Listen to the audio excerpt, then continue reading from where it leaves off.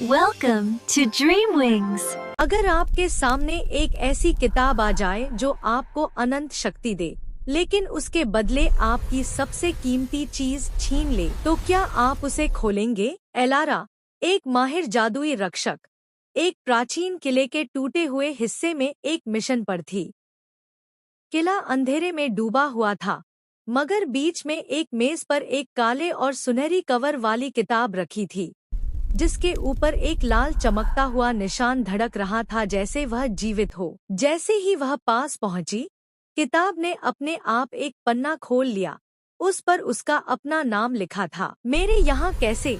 Elara ने सोचा। अचानक कमरे की दीवारों पर लकीरें दौड़ने लगी और इन लकीरों से रोशनी के दरवाजे बन गए। एक दरवाजे से लेनोर प्रकट हुई, उसकी पुरानी दोस्त, जो सालों पहले एक नाकाम जादुई प्रयोग में गायब हो गई थी। एलारा, किताब को मत छुओ, लेनोर की आवाज में डर था।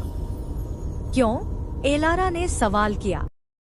क्योंकि यह तुम्हें वह देगी जो तुम चाहती हो, और वह ले लेगी जो तुम्हारा सब कुछ है। लेकिन इससे पहले कि एलारा पीछे हटती, किताब ने एक जोरदार रोशनी छोड़ दी और दोनों को एक जादुई घेरे में खींच लिया।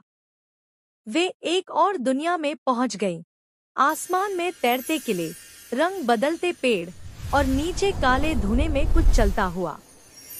यहाँ एक रहस्यमय शख्सियत सामने आई, चांदी का मास्क पहने एक जादूगर, जिसने कहा, किताब अब मेरी है, लेकिन तुम दोनों में से एक को इसका कैदी बनना होगा। एलारा और लेनोर ने भागने की कोशिश की, मगर हर कदम पर जमीन आकार बदलती और जादूगर का जाल बनता।